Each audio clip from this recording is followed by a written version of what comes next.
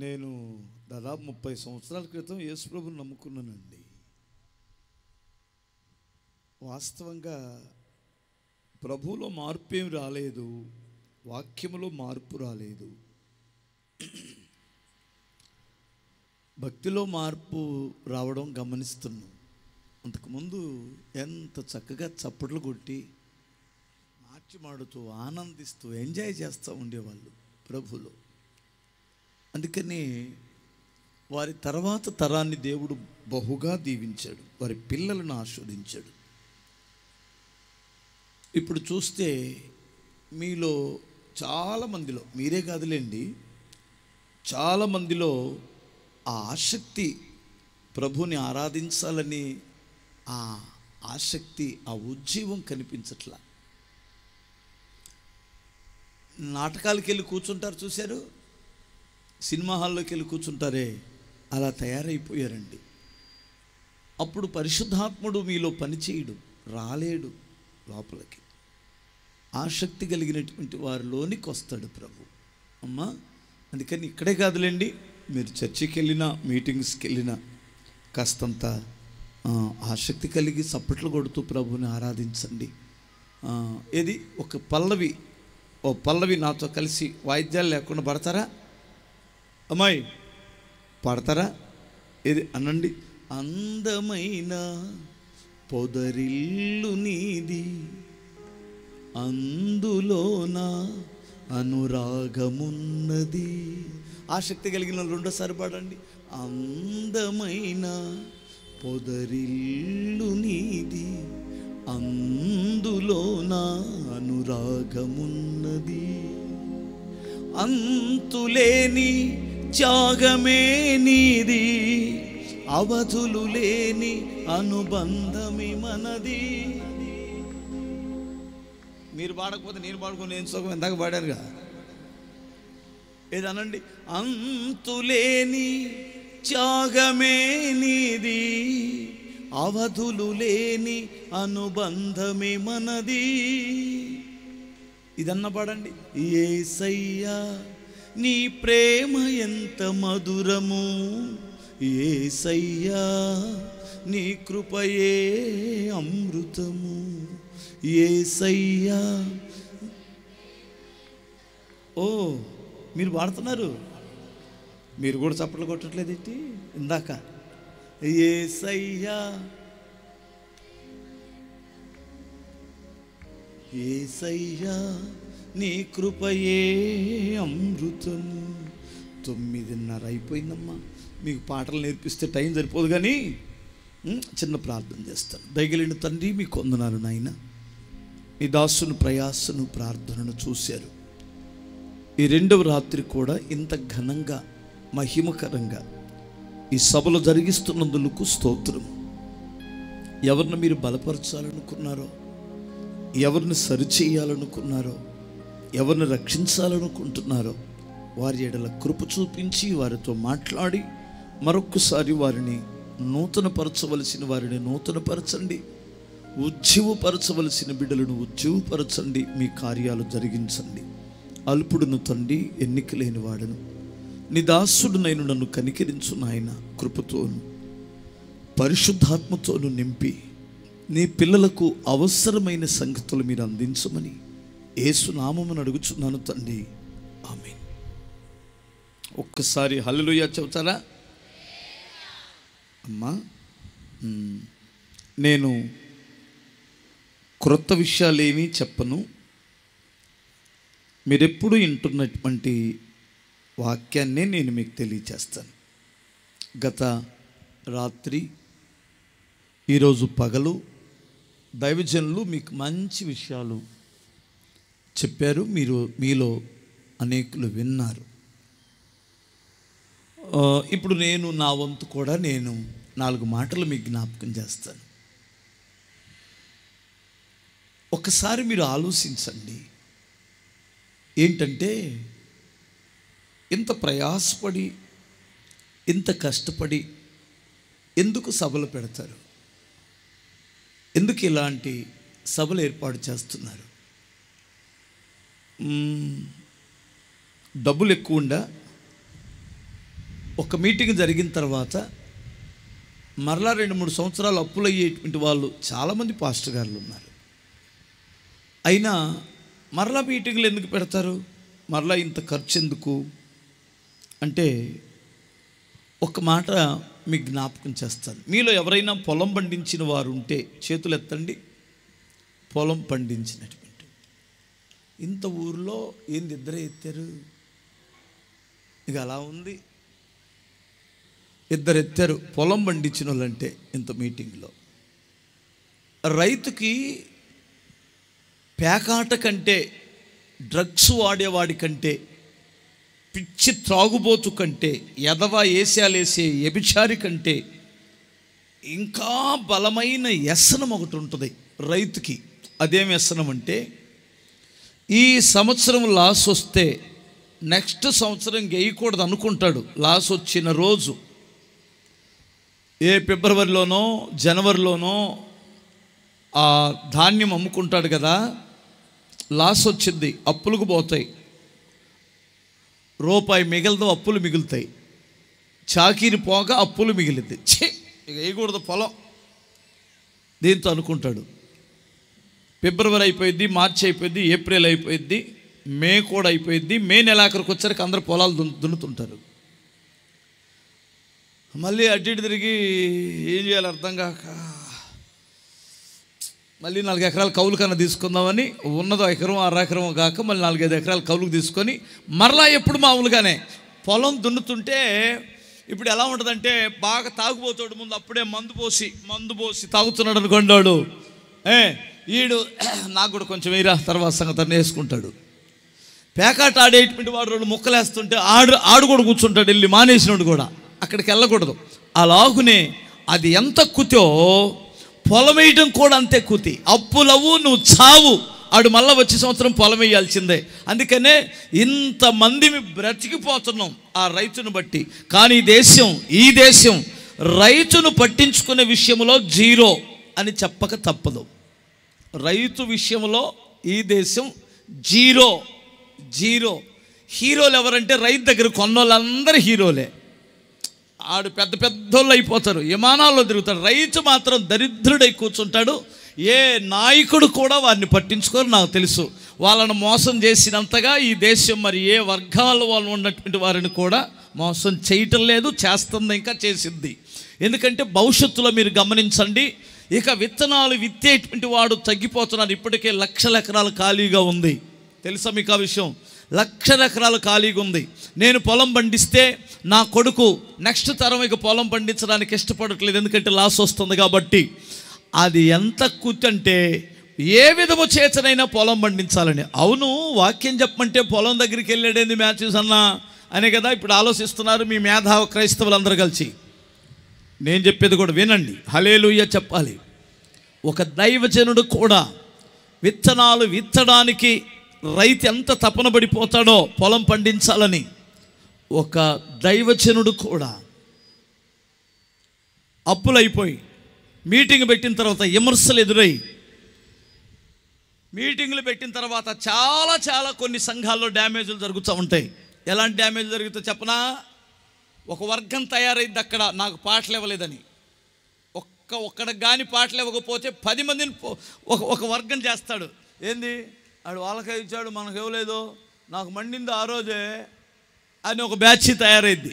ఇంకొకడు భోజనాలు పెట్టలేదని, ఇంకొక రకంగా గట్టిగా కానుకలు ఇవన్నీ అప్పులైపోయి మీరు ఎవరో ఎలా మీరు ఇవ్వకపోతే నాకు ఎవరు ఇస్తారో ఇవ్వాలి అని అంటే ఇంకొకడు ఫీల్ అవుతాడు. లేదు ఇంకో పాస్టర్ గారు ఏం చేస్తాడంటే ఇలాంటి వాడిని లేపి, ఈ పాస్టర్ గారు ఈ బ్రదర్ నాకు 50,000 ఇచ్చాడు అనగానే ఆడే ఇస్తాడులే, రేటాంచి వాడే చేస్తాడులే అని వీళ్ళు ఎన్ని రకాలుగా డ్యామేజ్ అయిద్దంటే సంఘం. ఏం జాన్పాల్ గారు తెలుసా ఈ విషయాలన్నీ? హల్లెలూయా. ఏమన్నా ఉందా, అనుభవం ఉందా? అయినా మరలా వెళ్ళి మీటింగ్ పెడతాడు ఆ పాస్టర్ గారు. ఈ పాస్టర్ గారు కదా, ఏ పాస్టర్ అయినా స్తోత్రం చెప్పాలి, పెట్టాలి. ఎందుకో తెలుసండి, మీరు గమనిస్తే 31 మంది రాజుల్ని అమాంతంగా ఓడించి కనాను దేశాన్ని తను స్వతంత్రించుకున్న తర్వాత కనాను వారి వారికి విభాగించి పంచిపెట్టిన తర్వాత, యెహోషువ గ్రంథం లాస్ట్కి వచ్చిన తర్వాత, న్యాయాధిపతులు అలా పేజీ ఇలా తిప్పితే చాలు, ఇలా ఇటువైపు ఏమో యెహోషువ ఉంటుంది, ఇటువైపు న్యాయాధిపతులు ఉంటుంది. ఫస్ట్ పేజీలో ఏం రాయబడి ఉంటుందంటే, యెహోవాని ఎరగని తరం ఒకటి ఉందంటాడు. వీళ్ళు అసలు ఇంతకాలం ఏమైనట్టు అంటారు ఈ తరం అంటే? దాని అర్థం ఏంటి చెప్పనండి? నెక్స్ట్ జనరేషన్కి, నెక్స్ట్ తరానికి మనం ఎప్పుడైతే దేవుని గురించి చెప్పమో, ముందు కొత్తవాడు రక్షింపబడడం పక్కన పెట్టండి, ఈడిపోతాడు. మీకు అర్థమైందా? దీన్ని కాపాడుకోవాలంటే, ఈ తరాన్ని కాపాడుకోవాలంటే మరలా వాక్యం చెబుతూనే ఉండాలి, సభలు జరుగుతూనే ఉండాలి.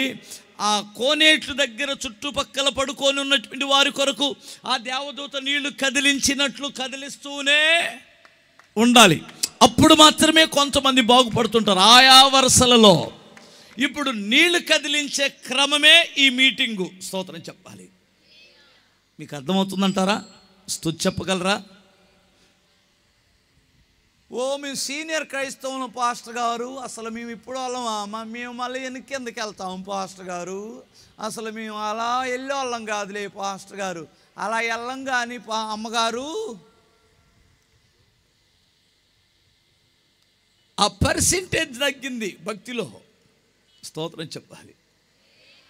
పర్సెంటేజ్ ఏమైంది? తగ్గింది. దాన్ని పెంచడానికే ఇదిగో ఈ తిప్పలు. నా భాష వీళ్ళకి అర్థమవుతుందో అర్థం కావట్లేదు. ఆ పర్సెంటేజ్ తగ్గింది. ఇప్పుడు మీరు పాలు తీసుకెళ్తారా? గేదెలు ఎవరికన్నా ఉన్నాయో చేతులు ఎత్తండి. గేదెలు అన్నా ఉన్నాయా? అవి కూడా మేపు సావట్లా, సోమరిపోతులు ఎక్కువయ్యి. ఇప్పుడు కేంద్రానికి తీసుకెళ్ళినప్పుడు ఎన్న శాతం చూస్తారా? చూడరా? ఆ ఎన్న శాతం చూసినట్టు దేవుడు మీలో భక్తి శాతం చూస్తున్నాడు. ఇప్పుడు ఎన్న శాతం పెంచడానికి మీరు ఏం చేస్తారు? గేదెకే చెప్పండమ్మా, మంచి ఆహారాన్ని పెడతారు.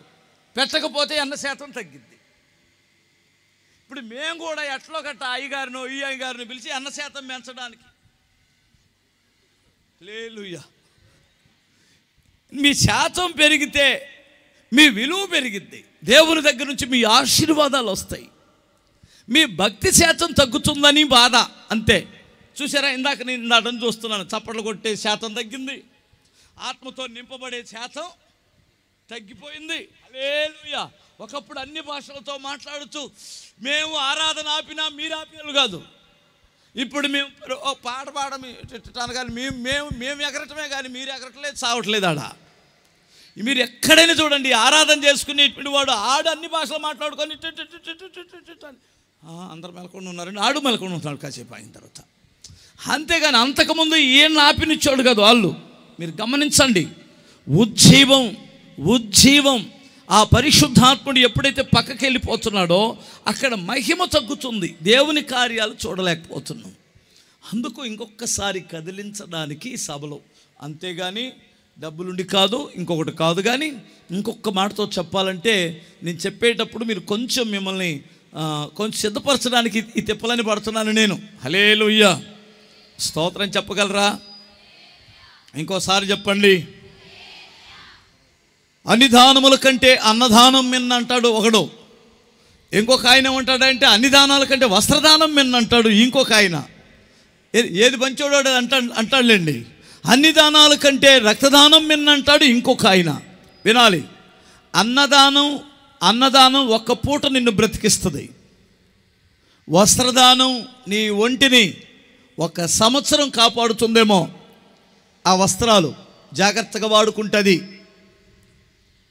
రక్తదానం ఒక 10-15 సంవత్సరాలు నిన్ను బ్రతికిస్తుందేమో. నేను తక్కువని చెప్పటం లేదు. ఆ దానాలు, ఆకలైన వాడికి అంత అన్నమే గొప్ప, వస్త్రాలు లేని వాడికి ఒక్క జత బట్టలే చాలా గొప్ప. ప్రాణం పోతుంది, ఒక రక్తం బాటిల్, ఒక ప్యాకెట్ రక్తం కావాలంటే వాడికి అదే మిన్న. కానీ అది 10-15 సంవత్సరాలు మాత్రమే బ్రతికిస్తుంది, ఒకవేళ అది నీ అదృష్టం బాగుంటే. కానీ సువార్త దానం వలన యుగయుగాలు ప్రభు రాజ్యములో బ్రతకడానికి అవకాశం ఉంది. ఇది దానము చేసేవాడు తక్కువ మంది ఉన్నారు. దీన్ని దానం చేయాలి, దీని కొరకే కొంతమంది కంకణం కట్టుకుంటున్నారు, దీని కొరకే కొంతమంది వారి చరసిరాస్తులు అమ్ముతున్నారు, వారి ఉద్యోగాలు, వారు చేస్తున్న పనుల్లో దశంభాగాలు ఇస్తున్నారు, వారి సంపాదనలో 50% ఖర్చు పెట్టేస్తున్నారు కొంతమంది మహానుభావులు. అందుకనే ఈ దేశానికి సువార్త అందుతుంది. హల్లెలూయా.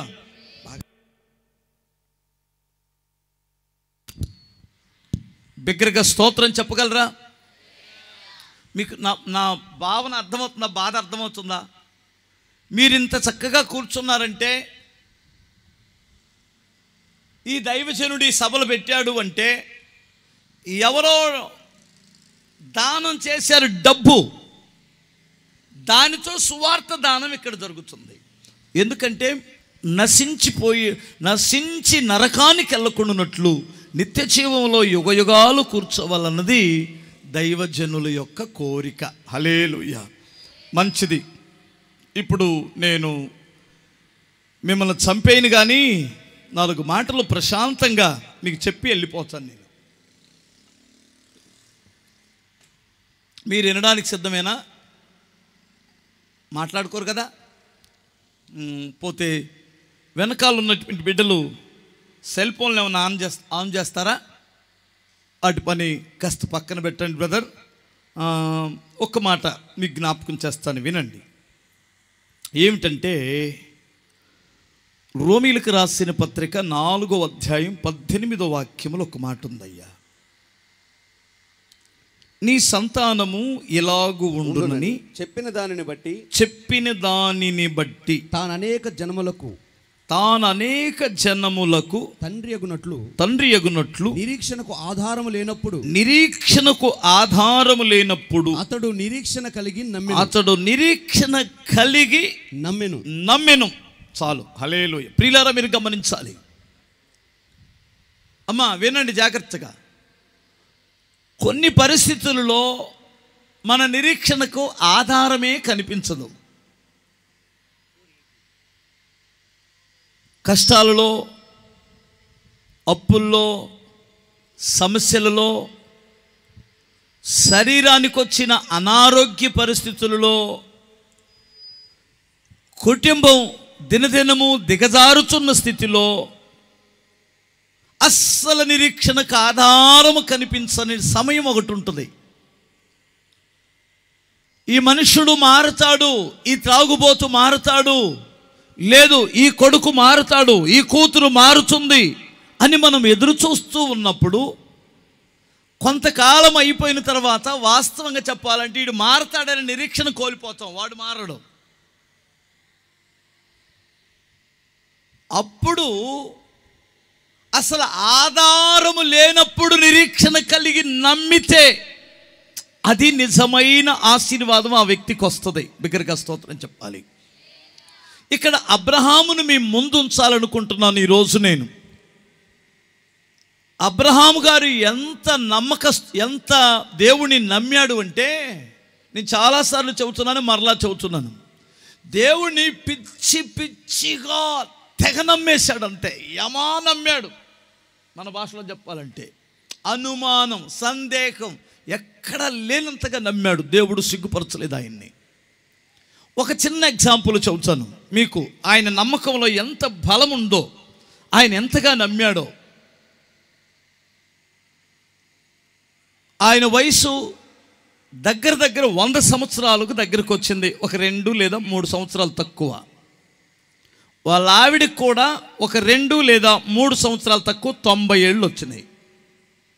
అప్పుడు ప్రభు వచ్చి ఏమన్నాడంటే, అబ్రహాం అని పిలిచి, అబ్రహాము పలికిన వెంటనే ఏమన్నాడంటే, ఈ దేశము యొక్క పొడవు, ఈ దేశము యొక్క వెడల్పును ఒకసారి కొలు అన్నాడు. అది నీ సంతానానికి నేను ఇవ్వాలనుకుంటున్నాను, దీన్ని పొడవు ఎడలుపు ఒక్కసారి కొలుసుకో అన్నాడు. నువ్వెంత నడిస్తే అంత ఇస్తాను చెప్పేసి ప్రభు వెళ్ళిపోయాడు. ఈయన ఆ రాత్రే తెల్లారగట్ల 4 గంటలకి తన భార్యను లేపి, వృద్ధురాలుని నాకు కొంచెం రొట్టెలు కట్టి కాస్త కూర వండి సర్దిగట్టు అన్నాడు. ఆమె ఏనాడు ఎదురు చెప్పే మనిషి కాదు. ఏనాడు జాగ్రత్తగా 90 ఏళ్ల ముసలమ్మ, ఈ వయసులో నేనేం చేశాను, ఎక్కడికి వెళ్తున్నావు, అంత పని ఏంటి నీకు, ఈ పొద్దున్నే లేపావు అని అనలేదు. వండమంటావంటే లేచి రొట్టెలు కాల్చి సర్ది కట్టింది. ఆ సర్ది భుజాన వేసుకొని ఆ రొట్టెల సర్ది కాస్త బుర్రకాయలో నీళ్ళు తీసుకొని కర్ర చేత్తో పట్టుకొని ఒక్కడే బయలుదేరాడు. ఎందుకంటే ఈయనకున్న విశ్వాసం ఆ పక్కనోడికి ఉండదు. ఆల్రెడీ ఒకసారి దెబ్బతిన్నాడు లోతుని తీసుకొచ్చుకొని. అందుకనే పనికి మాలినోడు ఎవడైనా ఉన్నాడంటే విశ్వాసితో అవిశ్వాసి ఆడవకూడదు. మన సహవాసాన్ని బట్టి మన యొక్క ఆశీర్వాదం ఆగిపోయింది. కొన్నిసార్లు మనము పనికి మాలిన వారితో సహవాసం చేసామో దేవుని దగ్గర నుంచి రావాల్సిన ఆ మహిమ ఆగిపోయింది. మీరు గమనించండి, లోతు విడిచిపోయేంత వరకు దేవుడు అబ్రహామును దర్శించలేదు, మాట్లాడలేదు. అందుకని ఆల్రెడీ ఒకసారి దెబ్బతిని ఉన్నాడు. అందుకని ఇంకొకటితో చెప్పకుండా, ఇంకొకటితో ఈ విషయాన్ని ఏం పంచుకోకుండా, ఎందుకంటే వెరితనం ఒక్కొక్కడికి.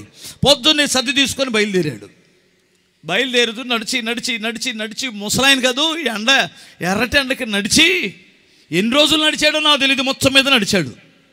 నడుస్తూ ఒక దగ్గరికి వెళ్ళిన తర్వాత కనానీయులందరూ ఆ దేశంలోనే ఉన్నారు. అప్పటికి కనానీలు, పెరిజ్జీలు, అమ్మోని, రకరకాలైనటువంటి జాతులు ఎన్ని ఉన్నాయి, 7 జాతులు. ఆ జాతులన్నీ అక్కడే ఉన్నాయి. వాళ్ళు మధ్యాహ్నం వేళ ఒక బావి దగ్గర చెట్టు ఉంటే చెట్టు దగ్గర అందరు కలిసి భోజనాలు తింటున్నారు. అదే సద్దులుప్పు తీసుకొని, గొర్రెలు కాసేవాడు, పందులు కాసేవాడు, లేదా గీతలు కాసేవాళ్ళు అందరూ కలిసి అక్కడికి వెళ్ళి ముసలాయన కూడా సద్దుప్పు తీసుకొని ఆడ తింటున్నాడు. వాళ్ళు అడిగారు, ఓ తాత ఎక్కడి నుంచి వస్తున్నా అని అడిగారు. ఏంటి అలా చూస్తున్నారు, ఒక రకంగా అర్థమవుతుందా? ఓకే, హలేలు, ఎక్కడి నుంచి వస్తున్నావు అన్నాడు.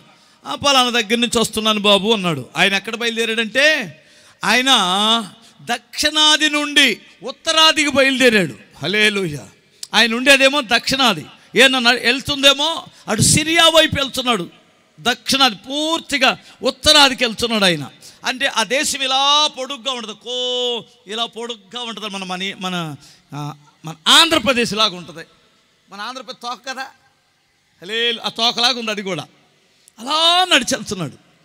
మధ్యలోకి వచ్చాడనమాట. తింటున్నప్పుడు ఎక్కడికి వెళ్తున్నావు ఏంటంటే, ఏం లేదు బాబు అలా వెళ్తున్నానులే అన్నాడు. వాళ్ళు అన్నారు, కాదు ఈ టైంలో అసలు ఊరు లేదు, పాడు లేదు, ఎడారిలో పడి ఎంత దూరం నుంచి వస్తున్నావు, అసలు ఏంటి సంగతి, ఎక్కడికి వెళ్తున్నావు, చెప్పు తాత అని ఈ పిల్లలందరూ కలిసి ఆయనకి వెంకబడితే ఆయన ఒక మాట జారాడు. ఏం జారాడంటే, నా దేవుడు ఈ దేశం పొడుగు ఎలడుపు కొలవమన్నాడు, నడవమన్నాడు. అందుకని నా పిల్లల కోసమని నా సంతానానికి ఇస్తానంటే నడుస్తున్నాను అన్నాడు. ఎంతమంది నీకు పిల్లలు అని అడిగారు. అంటే ఇంత పెద్ద దేశంలో ఎన్ని ఇళ్ళు అయితే నీ పిల్లలకు అవసరం. ఇప్పుడు మనకి ఎంత, అరే మీ 4 కొడుకులు 10 మంది కొడుకులు ఉన్నారు, ఎంతో ఆపుకోరంటే 10 పదులు 100 ఎకరాలు ఆపుకుంటాం. కానీ ముసలాయన దేశాన్ని కొలుస్తున్నాడు. అందుకని వాళ్ళు అంచనా వేసుకొని, నీకు 100 మంది ఉంటారా కొడుకులు, 200 మంది ఉంటారా అనుకొని, నీకు అసలు కొడుకులు ఎంతమందిని అడిగాడు. ఇంకా పిల్లలైతే పుట్టలేదు అబ్బాయి అన్నాడు. మీకు అర్థమైందా? ఏంటేంటి మేము అనుకుంటున్నాం నీ కొడుకులు, కూతుర్లు, మనవళ్ళు, ముని మనవళ్ళు ఉంటారేమో ఈ వయసుకు అనుకున్నాం. పిల్లలు పుట్టినటువంటి నీకు ఇంత పెద్ద దేశం ఎప్పుడు పుట్టాలి, ఎప్పుడు పెరగాలి, ఎప్పుడు వాళ్ళకి ఆ దేశం ఇవ్వాలి, నీవేమో ఊరు బొమ్మంటుంది, కాడి రమ్మనే వయసులో ఉన్నావు. అసలు ఎలా ఇది సాధ్యం అంటే, ఓరెప్పిచ్చోళ్ళారా, ఇది మనుషులకి అసాధ్యమే కానీ దేవునికి సాధ్యమురా అన్నాడు. చూసారా మీరు? నిరీక్షణకు ఆధారమే లేదు. పుడతారని, నేను మరలా నిలుచుంటానని, ఈ సమాజంలో ఈ స్థితిలో నీకు వస్తానని నిరీక్షణకు ఆధారము లేనప్పుడు అతడు నిరీక్షణలో విశ్వాసములో ఎక్కడ ఏ సమంతైనా తగ్గకుండా ప్రభువుని నమ్మాడట. ఆ నమ్మినటువంటి వ్యక్తిని దేవుడు ఎంతగా ఆశీర్వదించాడో అతని దగ్గర ఉన్న ఒక పనివాడు చెప్తున్నాడు, వినండి. చూడండి ఒకసారి మీరు ఆదికాండము 24వ అధ్యాయం 34వ వాక్యం చూడండి. 24:34 చూడు తల్లి.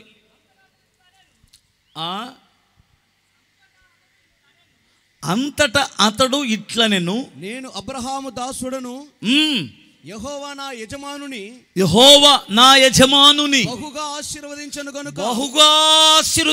గనుక అతడు గొప్పవాడాయను.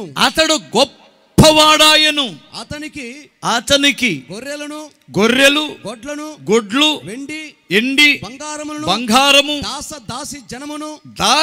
దాసీల జనములను ఒంటెలను గాడిదలను దయచేసెను. నా యజమానుని భార్య అయిన శారా. అక్కడ ఏమన్నాడంటే, నా యజమానుని యెహోవా ఆశీర్వదించెను కనుక అతడు గొప్పవాడాయను. అమ్మో, ఆశీర్వాదం పొందాలంటే అసలు ఫస్ట్ ఆసక్తి అన్న ఉండి చావాలా. అర్థమైందా? మీ ముఖాలు చూస్తుంటేనా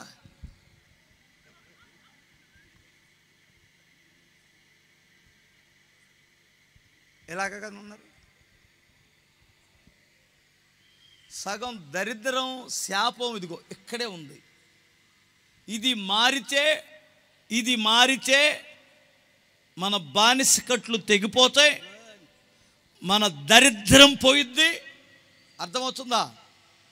ఏది ఉంటే అది పోయిద్ది, అంతే. దరిద్రం అంతా పోయిద్ది ఏది మారితే. ఓ మాట చెప్పనా, ఏమనుకోమాకండి, నేను ఇలాంటి వివాదాలు రేపే విషయాలు మాట్లాడకూడదు, కానీ కొంచెం లైట్గా అర్థం కాకుండా చెబుతా. స్తోత్రం చెప్పాలి, వినండి. ఎట్రా మరే, ఈ అయ్యగారు నిన్న ఏమనుకో, మా తమ్ముడు సేమ్ ఇతను క్లాస్మేట్ లేదు, ఇతను సేమ్ క్యాస్ట్ అనుకుందాం. హల్లెలూయా. కలెక్టర్గా వచ్చాడు. కలెక్టర్గా వచ్చిన వెంటనే ఈ మైండ్లో ఆడు కలెక్టర్ అయినా ఇంకొకడైనా ఈ మైండ్ మారలా. వాడు నా ముందు బలాదురు అనుకుంటాడు. ఆడ గోసి పెట్టుకోవడం కూడా చేత, కానీ ఇంకొకడు వచ్చాడు, నువ్వు ఓసీయో లేదు, ఓసీ కాదు కదా, సరే ఎస్సీ అనుకుందాం. హల్లెలూయా. ఇక్కడ ఓసీ ఆయన గోసి పెట్టుకోవడానికి కూడా చేత కాదు. ఆయనకి లేవలేదు కానీ ఈయనకు లేచాడు, ఎగ్గిరి లేచాడు. ఇప్పుడు బానిసత్వం ఎక్కడుంది? మీకు అర్థం కాలేదు కదా. ఐఏఎస్ ఆఫీసర్ వస్తే లేవలేదు, ఎందుకంటే మావాడే కదా అని. గోసి పెట్టుకోవడం చేతగానుడు వచ్చేసరికి తక్కువ, సార్ రండే అన్నాడు. ఆయన లేవమన్నాడా? లేరా లే అన్నాడా? మరి ఎందుకు లేచాడు?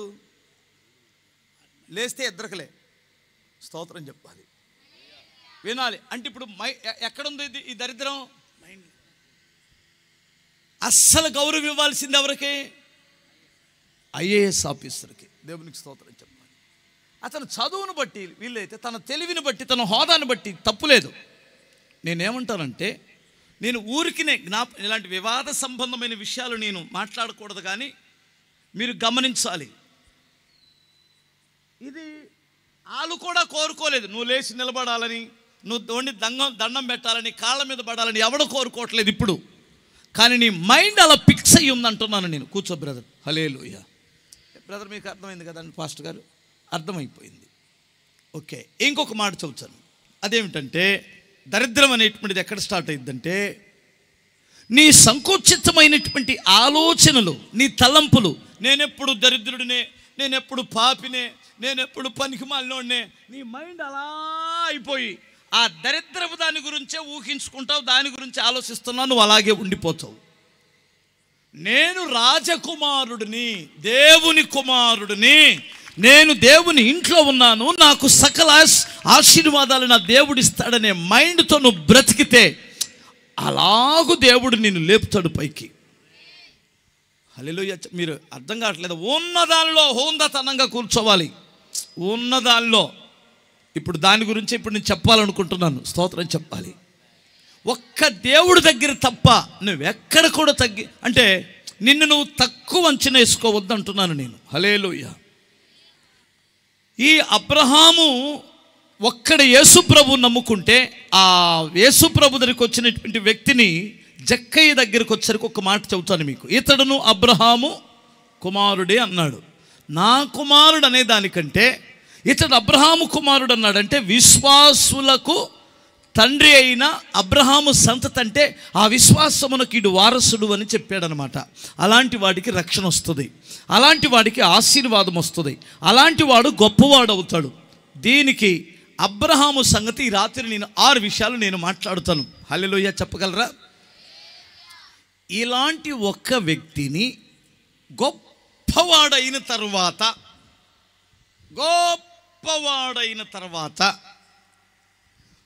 ఒకరోజు దేవుడు తనతో మాట్లాడవలసి వచ్చింది. ఇంత గొప్పవాడైన అతడు దేవుని దగ్గర ఏం మాట్లాడాడో ఫస్ట్ ఒక్క మాట గుర్తు చేస్తాను మీకు. అదేమిటంటే చూడండి, ఆదికాండము 18వ అధ్యాయము 27వ వాక్యం. అందుకు అబ్రహాము, ఇదిగో ధూళియు బూడిదయునైన నేను ప్రభువుతో మాటలాడ తెగించుచున్నాను. అబ్బా చాలు. ఇతను వాళ్ళ దాసుడు ఏం చెప్పాడు? మా యజమానుడు గొప్పవాడయ్యాడు అన్నాడు.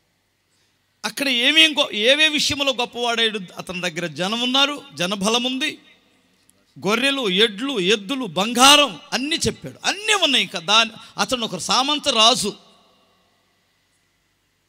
కానీ దేవుడి దగ్గరకు వచ్చేసరికి ఏమన్నాడు?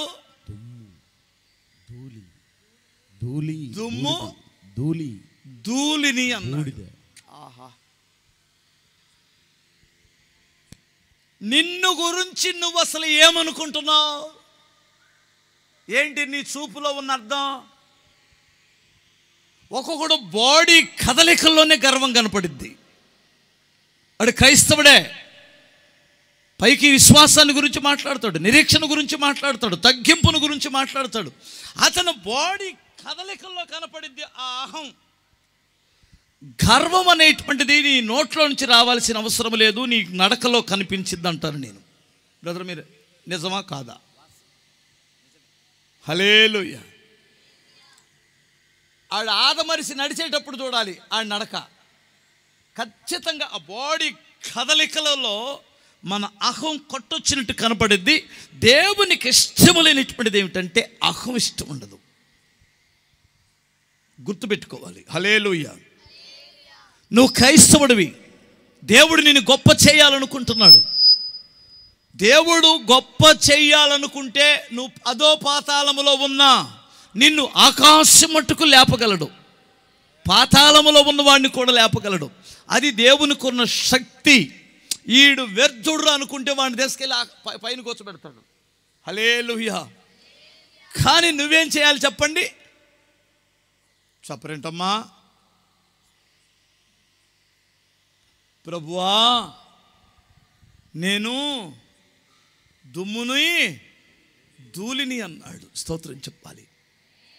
అంటే అసలు నీ ముందు ప్రభువు ఎంత అతనికి విలువిచ్చాడంటే సొదొమ గొమొర్రా పట్టణాలను నాశనం చేయడానికి వచ్చాడప్పుడు అక్కడికి. ఇతనితో ఒక మాట చెప్పకుండా నేను ఎలా దాటిపోవాలని చెబితే అక్కడ బేరం ఆడుతున్నాడు దేవుడితో. తండ్రి, ఆ ఊరిలో ఓ 10 మంది ఉంటే, ఒక 50 మంది ఉంటే, 50 దగ్గర నుంచి స్టార్ట్ చేశాడు. ఒక్క 50 ఉంటే కాపాడలేవా నాయనా? అరే పిచ్చోడా అనుకున్నాడేమో అబ్రహాం. 50 మంది ఉంటే నేను ఎందుకు కాపాడను? ఖచ్చితంగా కాపాడుతాను. అయ్యో బాబోయ్, కొంచెం ఇంకొకసారి ధైర్యం చేసి మాట్లాడుతున్నాను ప్రభువా. ఒక 10 మంది తగ్గితే కుదరదంటారా? 30 మంది 40 మంది ఉన్నా కాపాడుతాను. ఇంకొకసారి మాట్లాడతాను, తెగిస్తున్నాను, ఏమనుకోమాక. 30 మంది ఉంటే 20 ఉంటే చివరికి 10 దగ్గరికి వచ్చి ఆగిపోయాడు. స్తోత్రం చెప్పాలి. ఇక్కడ కూడా మీరు గమనించాలి. ఇక్కడ అటు నుంచి ఒక క్షణం ఇటు వస్తాను. 2 జంట నగరాలని 50 మంది ఉంటే కాపాడుతానన్నాడు. చివరికి 10కి దిగొచ్చాడు ప్రభు. ఆయన దిగడానికి ఎంత ఇష్టపడుతున్నాడో మన ముందు. ఆయన తగ్గించుకోవడానికి నేనేం చెప్పాను? 50 మంది అన్నాను.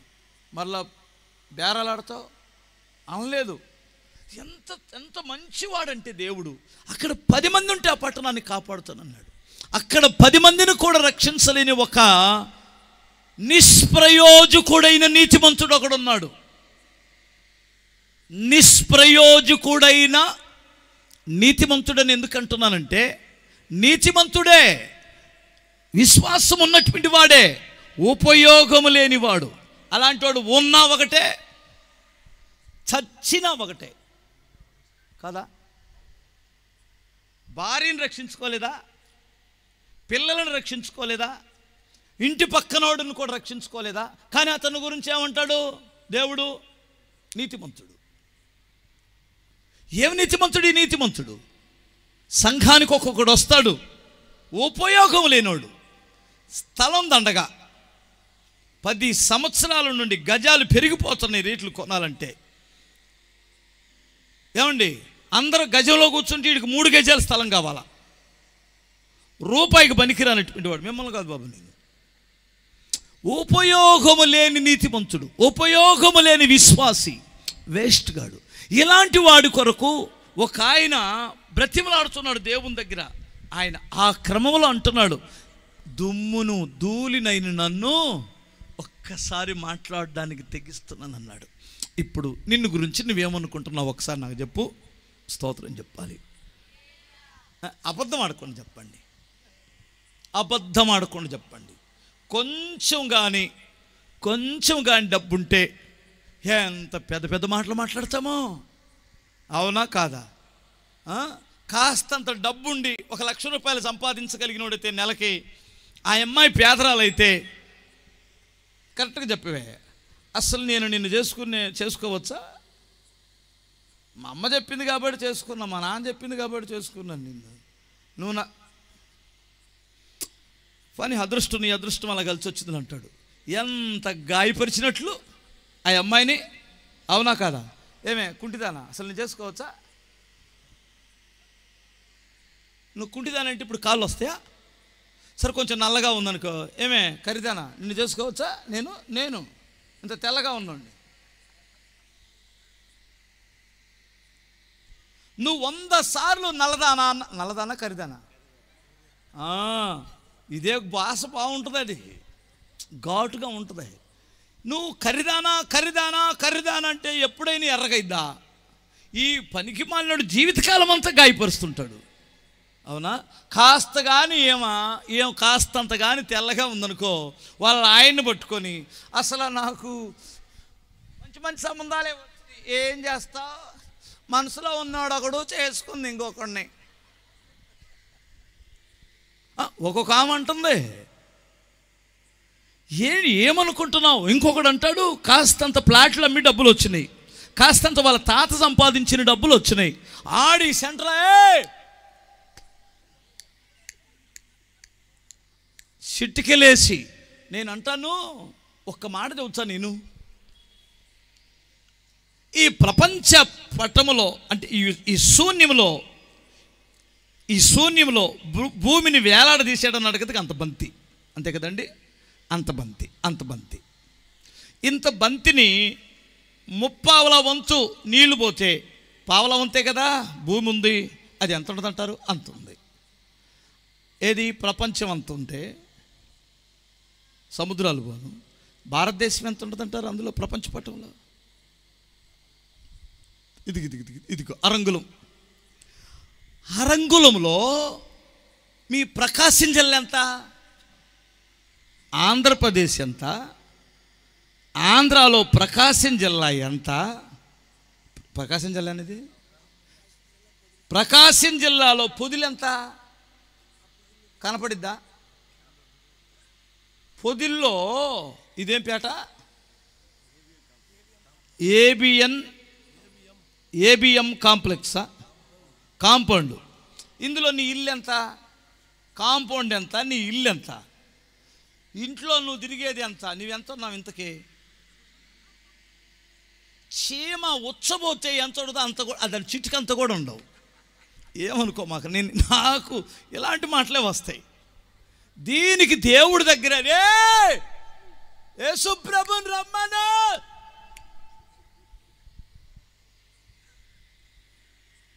చీమ ఒకవేళ ఉచ్చబోతే ఎంత పడిద్దండి? పోయిదా? అంత లేడీడు సృష్టికర్తను పట్టుకొని దిగి రావాలి. క్రైస్తవులు కూడా ఒక్కొక్కడు ప్రార్థన చేస్తే నమ్రత ఉండదు. ఎంత హంతనో, ప్రభువా రావాలి, నువ్వు దిగు, మాట్లాడు. ఏంట నీ దౌర్జన్యం? బుర్రుందా అసలు? నీకు పని చేస్తుందా? కలెక్టర్ రా అంటే ఎట్లా ఉంటుంది? జాన్సన్ చెప్పమ్మా. దేవుడి దగ్గరికి వెళ్ళేసరికి తగ్గి, ప్రభువా ప్రభువా అరు నేను కాదన్ను, ప్రభువా నువ్వే మా దిక్కు నాయనా అని అనరాదా? ఏంట్రా నీ ఆజ్ఞాపించడం? ఎవడనుకున్నావు? ఏమనుకున్నావు? అసలు నిన్ను గురించి నువ్వేమనుకుంటున్నావు? ఎంత గర్వం అనుకుంటున్నావు? మీకు దండం పెట్టి చెప్తున్నాను, దేవుని దగ్గర నువ్వు ఎప్పుడైతే గర్వించుతావో అప్పుడే నీ స్థితి దిగజారుచూ వస్తుంది. దేవుని దగ్గర ఎంతగా తగ్గించుకుంటావో దేవుడు అంతగా నిన్ను పైకి లేపుతాడు. తనను గురించి తాను ఏమనుకుంటున్నాడంటే నేను ధూళిని అన్నాడు. ఇప్పుడు దేవుడి దగ్గరికి వద్దాం. దేవునికి స్తోత్రం చెప్పగలరా? ఇప్పుడు మరి ఇలాంటి ధూళిని అని చెప్పుకున్నటువంటి వాడి గురించి దేవుడు ఏమనుకుంటున్నాడో ఒక్క మాట విందాం. చూడండి ఒకసారి యెషయా గ్రంథం 41:8 యాకోబు రాసిన పత్రిక 2:23 ఈ రెండు వాక్యాల్లో ఏదన్నా ఒకటి చదువు తల్లి. నా సేవకుడైన ఇశ్రాయేలు, నేను ఏర్పరచుకున్న యాకోబు, నా స్నేహితుడైన అబ్రహాము సంతానమా. కొట్టు చప్పట్లు ఒకసారి. యాకోబు రాసిన పత్రిక 2:23లో కూడా అదే మాట అన్నాడు. అతనికి దేవుని స్నేహితుడను ఒక పేరు వచ్చిందట. ఇప్పుడు దేవుడు ఏమంటాడు అతని గురించి? అమ్మాయి ఇటు చూడు తల్లి, దేవుడు ఏమంటాడు ఆయన గురించి? ఇక్కడ ఉండి సత్యనేగా కొంతమంది. దేవుడు ఏమంటున్నాడు? అబ్రహాము నా స్నేహితుడు అంటున్నాడు. అబ్రహామును గురించి అతనేమనుకుంటున్నాడు? ధూళిని అన్నాడు. మరి దేవుడు ఏమంటాడు అబ్రహాముని గురించి? అతడు నాకు స్నేహితుడు అంటాడు. మనిషికి దేవుడు ఎంత విలువిస్తున్నాడో మీరు గమనించండి. హల్లెలూయా. దేవుడు మానవుణ్ణి ఎంత హెచ్చించాలని ఆలోచన కలిగి ఉన్నాడో చెప్పండి. అబ్రహాం అంటలేదు. అబ్రహాము చెబితే అది డంభమైంది. ఈ దేవుడు నా స్నేహితుడండి, దేవుడితో మాట్లాడతానండి, దేవుడితో చెబుతానండి, దేవుడితో అడిగి చెబుతానండి ఇట్లా అన్నాడా?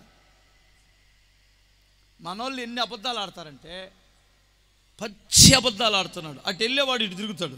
ఏం తెచ్చాడు? దేవుడు చెప్పను, దేవుడు వెళ్ళమన్నాడు అంటాడు.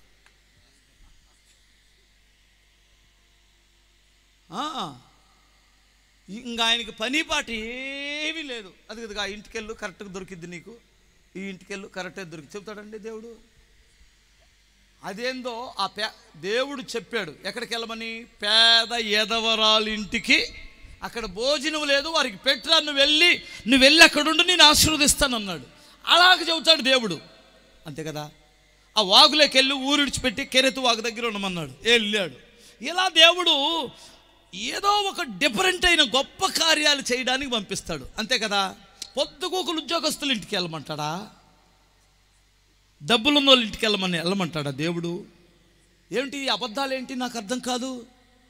దేవుడు మాట్లాడడానికి నేను అనటం లేదు, మీరు వినండి. హల్లెలూయా, స్తోత్రం. దేవుడు మాట్లాడుతున్నాడు, అతడు నాకు స్నేహితుడని. ఏనాడైనా దేవుడు నాకు స్నేహితుడని అబ్రహాం చెప్పుకున్నాడా? ఇక్కడ ఇప్పుడు ఎవరు చెబుతున్నారు? దేవుడు చెబుతున్నాడు. ఒక మనుష్యుడిని దేవుడు స్నేహితుడిగా చూడాలని కోరుకుంటున్నాడు. బైబిల్ చెబుతుంది, తన కుమారుని సహవాసమునకు దేవుడు మిమ్ములను పిలిచెను. కొట్టు చప్పట్లు ఒకసారి. యేసు ప్రభువుకి ఫ్రెండ్స్గా ఉండడానికి, స్నేహితులుగా ఉండడానికి నిన్ను నన్ను దేవుడు పిలిచాడట. వస్తావా? నేను దేవుడు నిన్ను స్నేహితుడిగా కోరుకొని, నా కుమారుడా నువ్వు నా ఫ్రెండ్గా ఉండు, నా కుమారుడా నా స్నేహితుడిగా ఉండు, నా కుమార్తె నువ్వు నా స్నేహితురాలుగా ఉండు అని ప్రభువు చెబితే నువ్వేమనుకుంటున్నావంటే పిచ్చి ఆలోచనలన్నీ చేసి త్రాగుబోతు ఫ్రెండ్స్ని విడిచిపెట్టలేకపోతున్నావు, వ్యభిచార ఫ్రెండ్స్ని విడిచిపెట్టలేకపోతున్నావు, ఏమంటే బెట్టింగులు కట్టే ఆ ఫ్రెండ్స్ని విడిచిపెట్టలేకపోతున్నావు. ఆ సహవాసాన్ని విడిచిపెడితే నీకు ఎవరు ఫ్రెండ్ అవుతారో తెలుసా? దేవుడు ఫ్రెండ్ అవుతాడు. దేవుడు స్నేహితుడైతే నీ స్థితి ఎలా ఉంటుందండి? కొంతమంది, పాస్టర్ గారండి మేము ఆయన్ని విడిచిపెట్టి వచ్చాం పాస్టర్ గారండి, అసలు మా తండ్రే మాకు, ఇక ఆయన తప్ప ఎవరు లేరండి. నీ సహవాసం ఎలా ఉంటుందో ఒక చిన్న ఎగ్జాంపుల్ చెబుతా. అసలు నువ్వేం చేస్తున్నావో చెబుతా. హల్లెలూయా చెప్పగలవా? ఒక రాజు గారికి, ఒక యువరాజు గారికి ఒక కొడుకున్నాడట. ఆడి వయసు 5-6 సంవత్సరాలు. ఆడు ఒక్కడే ఉన్నాడు అంతఃపురంలో. వాడికి ఆడుకోవడానికి ఫ్రెండ్స్ ఎవ్వరూ లేరు. ఆ దారిని ఒకడు వెళ్తున్నాడు, ఇదిగో అంతోడు నిక్కర కట్టుకొని ఆ దారిని నడిచి వెళ్తున్నాడు. ఈయనేమో, ఈ కుర్రోడేమో ఈ పైన ఉన్న పిల్లవాడు పైనుండి ఇలా చూసి ఆడితో ఆడుకోవాలనిపించి ఆడిని పైకి పిలవాలనుకున్నాడు. ఎందుకంటే రాజభటులు ఉన్నారు, వాడిని కిందకి వెళ్ళనివ్వరు ఆ పిల్లవాడిని. అందుకని ఆడే పైకి వస్తే ఆడుకుందామనుకొని ఆడిని అని పిలిచాడు. ఆడికి వినపడలా. గట్టిగా అరవాతి కాదు, రే పైకి వచ్చాయి అనకూడదు అని అన్నాడు. వాడికి అర్థం కాల, అన్నాడు. అర్థం చేసుకోవాలి, బురతకోడు. సరే ఏంది చూడట్లేదని చేతుకున్న వజ్రపు ఉంగరం తీసి కింద వేసాడు. అది పడిన వెంటనే టక్కుని జోబులు పెట్టుకున్నాడు. అంతోడు జోబులు పెట్టుకుని, ఇది రాజుగారి ఇల్లు కదా, ఇక్కడ బంగారాలు దొరుకుతాయి అనుకొని ఇంక అక్కడక్కడే తిరుగుతున్నాడు వాడు. ఇంకా ఏమన్నా దొరుకుతాయేమో, కింద పడేసుకుంటారేమో ఉచితంగానని. వాడు సు అని వాడు పలకపోతుండేసరికి ఈ చేతికి ఏదో బంగారపు కడి ఉంటే దాన్ని తీసేసాడు. దాన్ని తీసుకుని మళ్ళీ ఈ జోబులు పెట్టుకొని ఇంకా తిరుగుతున్నాడు. బా ఈడేం మనిషిరా బాబు, చూడ్డేరా అని మెళ్ళో వాళ్ళమ్మ వజ్రపు హారం ఒకటి ఉంటే హారం తీసేసాడు. దాన్ని కూడా మెళ్ళో వేసుకొని హీరో పోజ్ ఇచ్చి ఇంకా తిరుగుతున్నాడు. ఇంకా అబ్బా ఇక్కడ అన్నీ దొరుకుతున్నాయని అన్నీ తీసేసుకున్నాడు. కానీ ఒక్కసారి అన్న ఎక్కడి నుంచి పడుతున్నాడు పైకి చూడలేదు. పంది కూడా చూడండి, ఎప్పుడు జీవితంలో అది ఒక్కసారి చూసిద్ది పంది పైకి. ఎప్పుడు గురుగురు గురుగురు గురుగురు గురుగురు గురుగురు గురుగురు గురుగురు గురుగురు గురుగురు ఇదే రంది, పైకి చూడదు. మీరు క్రీస్తుతో కూడా లేపబడిన వారైతే పైనున్న వాటిని వెతకన్నట్టు ఇది పైకి చూడదు. మా వాళ్ళు కూడా పై నుంచి ఇదిగో హారాలు పడుతున్నాయి, తీసుకొని వెళ్ళిపోండి, ఇదిగో ఉంగరాలు పడుతున్నాయి రండి, ఇదిగో ఇది కురుస్తున్నాయి రండి అని కేకలేసి చెప్పడం. నేను ఒక్కటే చెబుతాను, నేను మరలా చెబుతున్నాను వినండి. నువ్వు భోజనం తినడానికైతే యేసు ప్రభువుని నమ్ముకోవాల్సిన అవసరం లేదు, ఉచితంగా పడేస్తాడు దేవుడు. బట్టల కొరకైతే యేసు ప్రభువుని నమ్ముకోవాల్సిన అవసరం లేదు, దేవుడు ఇచ్చేస్తాడు. అంత సంతానం కొరకు కూడా నువ్వు నమ్ముకోవాల్సిన అవసరం లేదు. ఏదైనా లోపం ఉంటే తప్ప, అర్థమవుతుందా? ఏదైనా నీకు ప్రాబ్లం ఉంటే తప్ప, అది డాక్టర్లకు వల్ల కాకపోతే దేవుడు స్వస్థపరుస్తాడు. కానీ యేసు ప్రభువు లేకపోతే నీకు పరలోకం లేదనే సంగతి గ్రహించాలి రాత్రి. మీకు ఎంతమందికి అర్థమైంది? అందుకు ఆయన ఒక మంచి సహవాసం ఇక్కడ అక్కడ సహవాసం చేయాలని పిలుస్తుంటే వీడు ఎక్కడెక్కడే తిరుగుతున్నాడు. ఆ కుర్రోడికి కోపం వచ్చి ఆ రాజుగారి కొడుక్కి మంచి కంకర్రాయి ఒకటి పైన దొరికింది. ఆ పిల్లోడికి పొద్దుగులు బంగారం వేసిన ఎండేసిన మొత్తం ఎత్తుకుని తిరుగుతున్నాడు పంది పిల్లలాగాని. దీన్ని తీసుకొని మాడి మీద పెట్టి కరెక్ట్ గురికి పాట్నేసాడండి. బుర్ర బుర్ర బుర్ర బుర్ర ఇంతలాను వాసుకొచ్చే రక్తం వచ్చేసి అబ్బా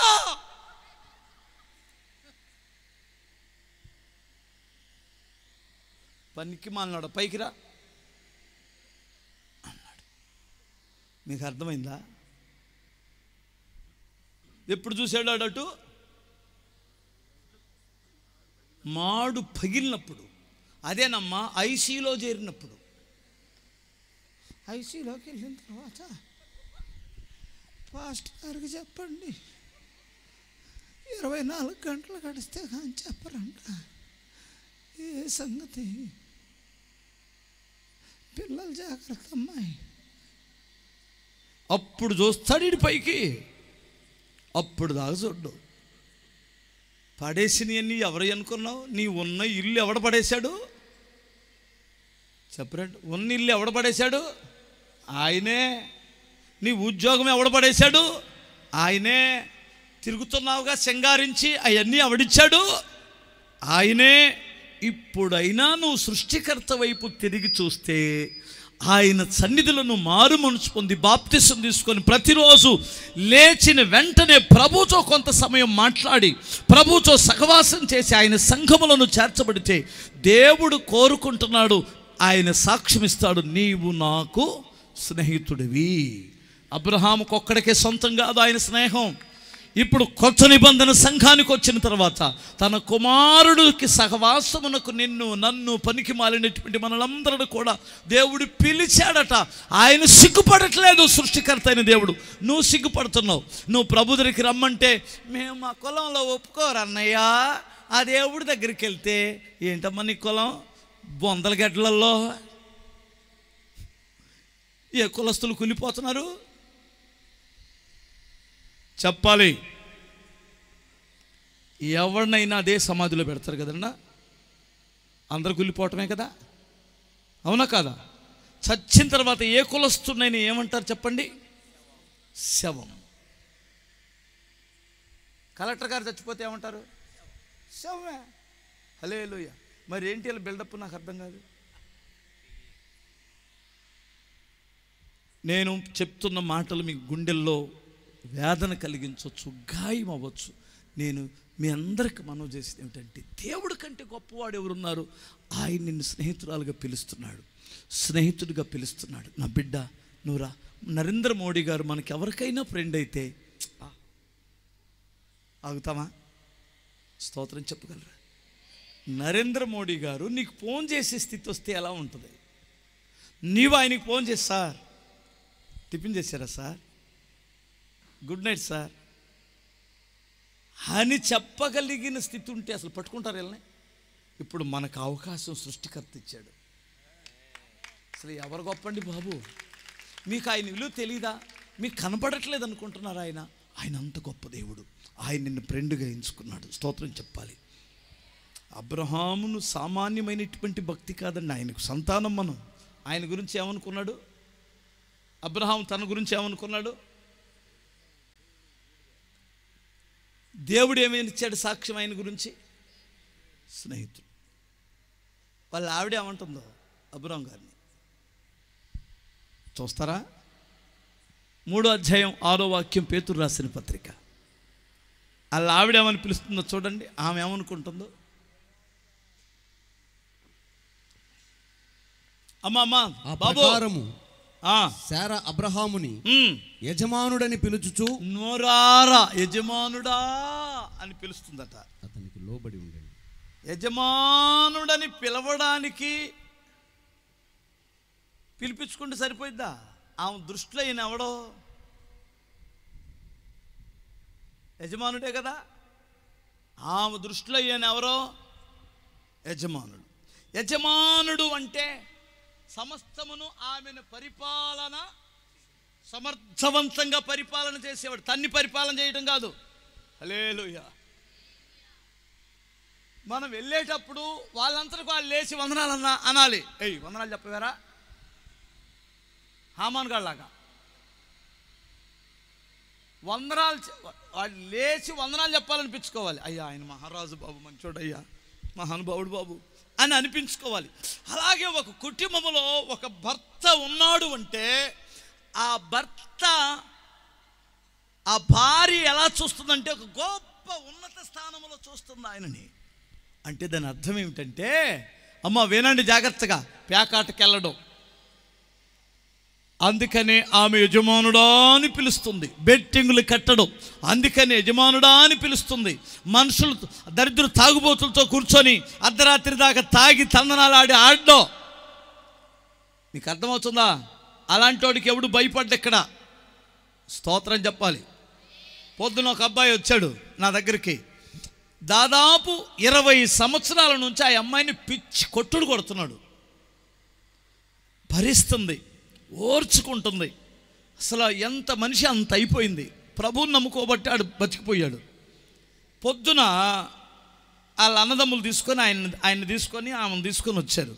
ఆడు ఇలా వచ్చాడు. సరే అంతా మాట్లాడిన తర్వాత ఏంది కుంటున్నావు అన్నాను. లుంగి ఇలా ఎత్తగానే ఇంతలా వచ్చింది కాలు. ఏంది అన్నా. దెబ్బ తగిలిందిలేండి అని. ఆ అమ్మాయి దెబ్బ తగలేదన్నయ్య, రోకల బండ తీసుకొని నేనే వేసేసాను నింది. ఆడు చెప్పుకోవట్లేదు. కొన్ని వందల సార్లు ఆ అమ్మాయిని ఇరిగి నెముక కానీ ఇరగ నెముకలేదు. ఈసారి ఆ అమ్మాయి ఒట్టు తీసి గట్టి మీద పెట్టి రోకల బండ తీసుకొని వేసిందండి. మోకాలు ఇంతలోని వాసింది. కూర్చోలేడు, నిలబడలేడు, నడవలేడు. ఎందుకమ్మా అలా కొట్టావన్నాను.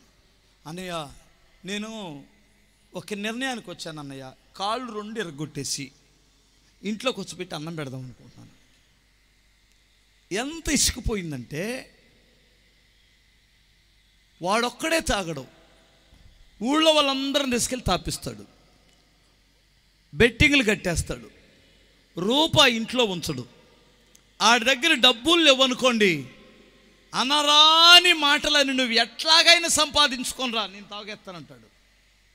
నీతి కలిగిన బిడ్డ, పరిశుద్ధురాలు, మహాభక్తి కలిగిన ప్రార్థనా పరురాలు, ఇలాంటి పనికిమాలినోడు దొరికాడు.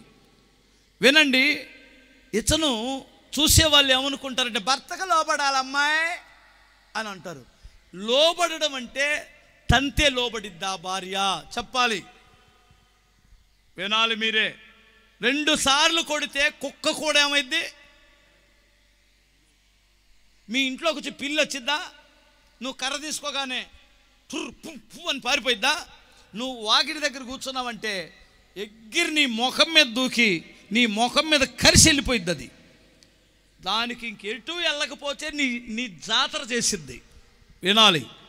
ఇప్పుడు పురుషులు జాగ్రత్తగా వినండి. నా భార్య లోబడట్లేదని బాధపడుతున్నావు కదూ, నువ్వు చేయవలసినటువంటి దాన్ని చేస్తే ఖచ్చితంగా ఆమె లోబడిద్ది అంటున్నాను. అందరని నేను చెప్పడం లేదు. మరలో ఒక బుద్ధి తక్కువ బుర్ర తక్కువ స్త్రీలు ఉన్నారు, వాళ్ళ జోలికి నేను వెళ్ళటల్లా. స్తోత్రం చెప్పాలి. ఒకసారి బుద్ధిమంతులైన భర్తలు దొరికితే పనికి మాలినేసే స్త్రీలు కూడా ఉన్నారమ్మా, వాళ్ళ జోలికి నేను వెళ్ళట్లేదు తల్లి. వాళ్ళ సంగతి దేవుడే చూసుకుంటాడు. అర్థమవుతుందా? ఒక యజమానుడికి తగినటువంటి ఆ బాధ్యత, ఆ పరిశుద్ధత, ఆ నీతి, ఆ భక్తి, అలాంటి యథార్థత తన భర్తలో ఆమె చూసి అతడు నా యజమానుడు అని పిలుచుకుంటుందట. నేను ఒక్క మాట చెబుతాను, ప్రపంచమంతా మనం జయించినట్లే ఒక్క మాట కానీ భార్య చెప్పగలిగితే, నా భర్త నీతిమంతుడమ్మా, అలాంటి వాడు నాకు దొరకడం నాకు అదృష్టం అమ్మా అని చెప్పగలిగితే ఆ జన్మ ధన్యమేనండి. ఇంకా కాదా?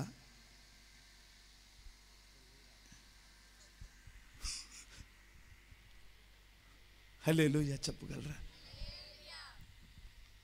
నా భార్య ఎంత మంచిదోనమ్మా, లోబడిద్ది, మహా తల్లి నాకు దొరకాల్సింది కాదమ్మని దండం పెట్టుకుంటే ఆ భార్య ఆ రోజు చచ్చిపోయినా పర్వాలేదమ్మా. ఇంకా ఏమంటారు? ఏంటో మళ్ళీ చూస్తున్నారు, కుదరదా? వినండి, ఇంట్లో ఆ కుటుంబం ఎంత అన్యోన్యత కలిగి ఉండేదో. యజమానుడా అని పిలుచుకోవడం, యజమానుడి స్థానంలో అతను బ్రతకడం ఆ కుటుంబాన్ని గురించి భారీ ఇస్తుంది సాక్ష్యం. హల్లెలూయా. ఇంకొక మాట కూడా చెప్పనా మీకు అబ్రహాముని గురించి.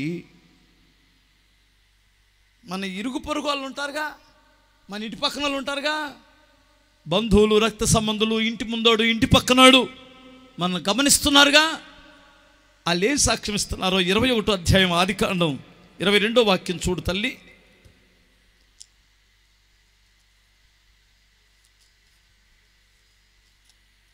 21-22 నాన్న.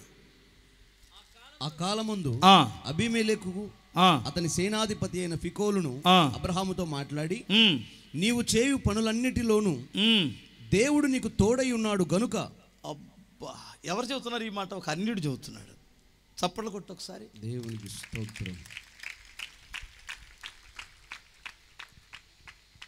అస్సలు దేవుడు నీకు తోడై ఉండటం మేము చూస్తున్నామన్నాడు. నువ్వు చేసే ప్రతి పనిని ఇంత ఆశీర్వాదకరంగా ఉందంటే దేవుడు నీకు తోడై ఉన్నాడు. ఈ మాటలు మీకు చాలా తేలిగ్గా ఉంటున్నాయేమో నాకు అర్థం అవటం లేదు. యాకోబు లాభాని ఇంటికి వచ్చిన తర్వాత అతను ఒక శకునం చూపించుకున్నాడట. ఏంటి అసలు ఎప్పుడు పండన పంట పండుతుంది, ఎప్పుడు మంద అట్లా నీరసం లేది, మంద బాగా వర్ధిల్లుతుందని చూస్తే మీ ఇంటికి ఒకడు వచ్చాడు, అతనికి దేవుడు తోడై ఉన్నాడు, అతనిని బట్టి దేవుడు నిన్ను ఆశీర్వదిస్తున్నాడని శకునం చెప్పాడట జ్యోతిష్యుడు. వెంటనే ఇంటికి వచ్చి అంటాడు, నాయనా అల్లుడా, నిన్ను బట్టి యెహోవా నన్ను ఆశీర్వదించాడు, దేవుడు నీకు తోడై ఉన్నాడు.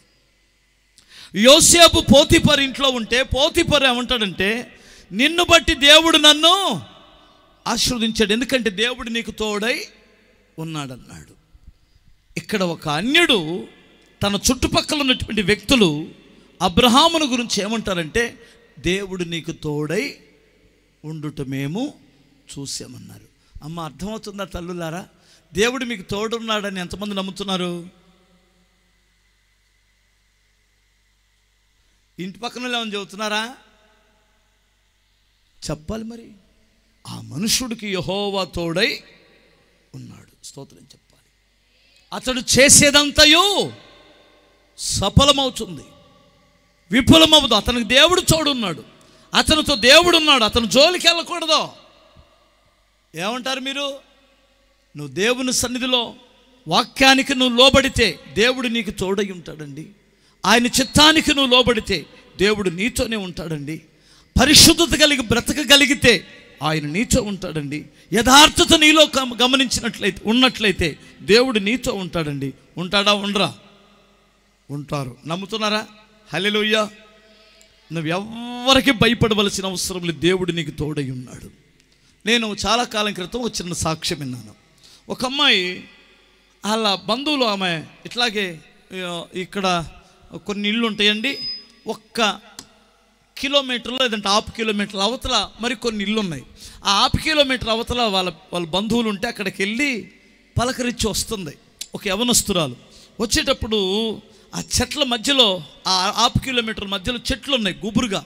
ఆ చెట్ల మధ్యలో ఒకడు ఎత్తున ఇంత లావున దున్నపోతున్నట్టుండి ఇంతలా గుడ్లు పెట్టుకొని తాగి ఒక ఉర్రపడి చూస్తున్నాడట. చూస్తుంటే ఆ అమ్మాయికి భయం వేసి, స్తోత్రం నాయన యేసు రక్తం జయం, స్తోత్రం యేసు రక్తం, యేసు రక్తం, యేసు రక్తం అని వచ్చింది. ఆడేం చేయలా, వచ్చిన తర్వాత ఆ తెల్లారి పొద్దున్నే ఆమె ఇంటికి వచ్చి ప్రార్థన చేసుకుంది, అయిపోయింది. తెల్లారి పొద్దున్నే ఆ దారిని పోయేటువంటి వాళ్ళు ఒక అమ్మాయి యవనస్తురాలను రేప్ చేసి అక్కడ చంపి పడేశారని వార్త వచ్చింది.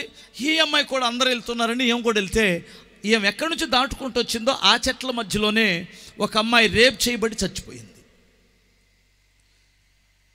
ఎవరైనా చూస్తే పోలీసులు వచ్చారు, ఎవరైనా దొంగను చూస్తే మేము పట్టుకుంటామని చెబితే ఎవరు చూడలేదు, అర్థం కావట్లేదు.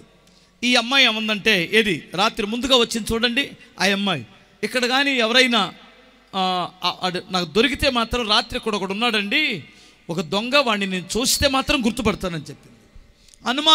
అనుమానితులందరినీ కూడా అరెస్ట్ చేసి పోలీస్ స్టేషన్కి తీసుకొని వచ్చి ఈ అమ్మాయిని పిలిచేసరికి కరెక్ట్గా అందరిని ఇలా చూసుకుంటూ వచ్చి, ఇడిగో ఇతడేనండి అని చెప్పింది. ఖచ్చితంగా నీకు ఎలా తెలుసు అన్నాడు. రాత్రి నేను అటు నుంచి ముందెళ్ళానండి, నా వైపు ఉర్రపడి చూస్తున్నాడు, ఈడేనండి, ఖచ్చితంగా ఈడే ఆ అమ్మాయిని పాడు చేసి చంపి ఉంటాడని చెప్పింది. వాడిని లోపలికి తీసుకెళ్ళి వాళ్ళు విచారించారు. పోలీసులు ఎలా విచారిస్తారు? నానా చెప్పు నాయన అంటారా? వాళ్ళ శైలిలో విచారించారంటే సూపర్ కోటింగ్ పడిందని అర్థం. అది దాని అర్థం. వెంటనే నిజం గక్కాడు, నేనే పాడు చేశాను, చంపేశాను అన్నాడు. ఈ అమ్మాయి అలా వెళ్తున్నప్పుడు వాడు ఏయ్ ఆగవే అన్నాడు లోపలుండి. ఏంటి అనింది. రాత్రి నీతో మీ అన్నుండ బట్టి బ్రతికిపోయావే, వాళ్ళు లేకుండా వస్తావేమో నిన్నే పాడు చేద్దాం అనుకున్నాను, నువ్వు పోయిన తర్వాత అది దొరికింది, మీ అన్నని ఎంట పెట్టుకొచ్చుకున్నావుగా రాత్రి, లేదంటే దోని గొత్తి నీకు పట్టాల్సిందని అన్నాడట. ఈ అమ్మాయి వెంటనే ఆలోచించి కళ్ళమ్మ నీళ్ళు కార్చేస్తుంది. ఎందుకంటే ఆ అమ్మాయికి అసలు అన్నలే లేరు. ఆ అమ్మాయితో నడిచిన ఆయన ఎవరు?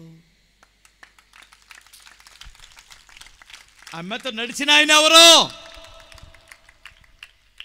దొంగ గమనించాడు యేసు ఆమెతో నడవడం. స్తోత్రం చెప్పాలి. ఈ అల్లటప్ప దేవుడిని నమ్ముకున్నాం అనుకున్నామా మనం? నిరీక్షణకు ఆధారము లేనప్పుడు నమ్ముకున్నటువంటి ఈ వ్యక్తిని గొప్పవాడుగా చేస్తే దేవుని దృష్టిలో నేను ధూళినన్నాడు. ఈ ధూళి లాంటి వాడిని దేవుడు ఏమంటాడంటే నా స్నేహితుడు అని పిలుస్తాడు. ఈ స్నేహితుని ఈ యొక్క భక్తునికి భార్య ఉంటే అతను గొప్ప యజమానుడు అని చెప్తుంది. స్తోత్రం చెప్పాలి. సరైన బాధ్యత కలిగిన వాడు. చుట్టుపక్కల వారు ఏమి సాక్ష్యం ఇస్తారంటే ఇతనికి దేవుడు తోడై ఉన్నాడు.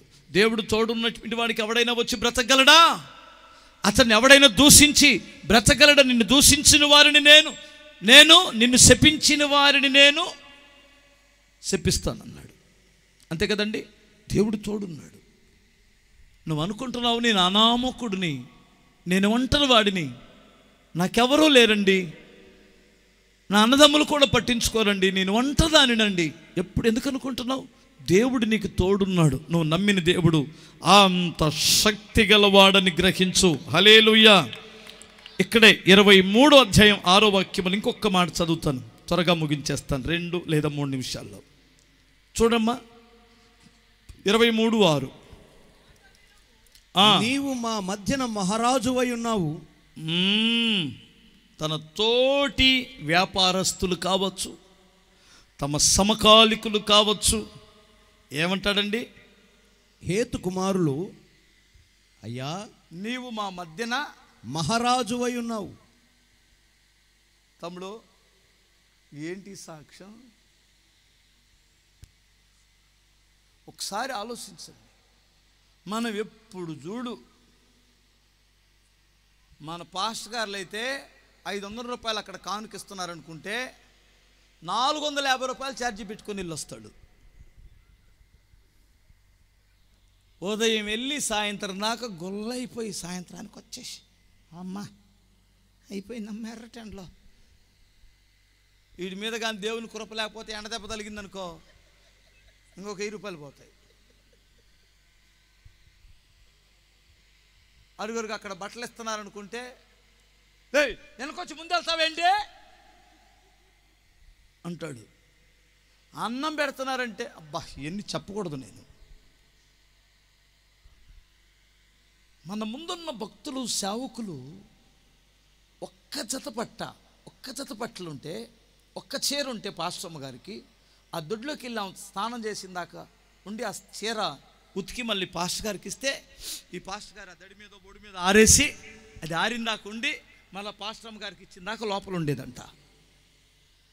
ఒక జత బట్టలో 2 జతల బట్టలు ఉంటే దాంతో కంచెములో ఈ పోసుకొని నిప్పులు ఇస్త్రీ చేసుకొని దర్జాగా తిరిగారట. ఇప్పుడు మనోళ్ళు ఎంతున్నా ఏముంది, మా దగ్గర ఏముంది, మా బతుకులు ఏమైనాయి, మా జీవితాలు ఏమైనాయి. అర్థమవుతుందా? కొంతమందికి దేవుని గురించిన పాటలు రావు, కానీ లేమిని గురించి పాటలు మాత్రం సూపర్గా వస్తాయి. లేమిని గురించి పాట తెలుసా నీకు? లేదు, పప్పు లేదు, ఉప్పు లేదు, డబ్బులు లేవు, బట్టలు లేవు, లేదు లేదు లేదు. పాటలు వస్తాయి కదా, ఈ పాటలో హల్లెలూయా చెప్పగలరు. ఉన్నదానిలో హోందాతనంగా బ్రతకడం దేవునికి ఇష్టం. ఉన్నదానిలో నేను ఒక చిన్న ఫోటో చూశాను. పిల్లలందరూ చక్కగా బట్టలు వేసుకొని పండగ పూట అందరూ అలా తిరుగుతుంటే ఒక పేదవాడికి పుట్టినటువంటి 3-4 సంవత్సరాల పిల్లోడికి ఏమి లేవు, నిష్టతిగా మరి మొలతాడు తప్ప నాకేం కనపడవాడు ఒంటి మీద. ఆడు ఇటుకిరాళ్ళు 4-7 కింద పేర్చుకొని, ఇటు ఒక 2 ఇటుకిరాలు పేర్చుకొని, ఇటు 2 ఇటుకిరాలు వేసుకొని, వెనక 4 ఇటుకిరాలు పేర్చుకున్నాడు. పెద్ద కుర్చీలాగా, మహారాజు కుర్చీలాగా. దీని మీద ఇలా చేయి పెట్టేసి కాలు మీద కాలేసుకొని ఇలా కూర్చున్నాడు. కింద ఏమీ లేదు, వాడికి డ్రాయర్ కూడా లేదు. మీకు అర్థమైంది వాడు ఎలా కూర్చున్నాడో? ఏంట్రా మీకు బట్టలు ఉంటే అంత, బట్టలు లేకపోతే అంటారు నాకు అని. వాడు కాలు మీద కాలేసుకొని కుర్చీ దాని మీద హోందాతనంగా ఉన్నాడండి. ఉన్నదానిలో దర్జాగా బ్రతకటం అంత ఇది కదా అని కింద కొట్టేసిందండి. ఉన్నదానిలో దర్జాగా గంజి దాగిన ఆస్వాదించాలి మహారాజులాగా. స్తోత్రం చెప్పాలి. అవునా కాదా? అప్పు అయినా నిప్పంటి సారా తాగటం కాదు, అది ఎదవ ఆలోచనలు అవన్నీ. ఉన్నదానిలో చిన్నప్పుడు మా అమ్మ గంజి ఉంచితే అందులో ఉప్పేసుకొని పల్లెంలో పోస్తే చిన్న గంటి తీసుకొని, స్పూన్ కూడా కాదు, చిన్న గంటి తీసుకొని సూపర్గా ఉండేది గంజి కూడా టేస్ట్ అనిపించేది. ఎందుకంటే ఉన్నదానిలో అప్పు చేయకుండా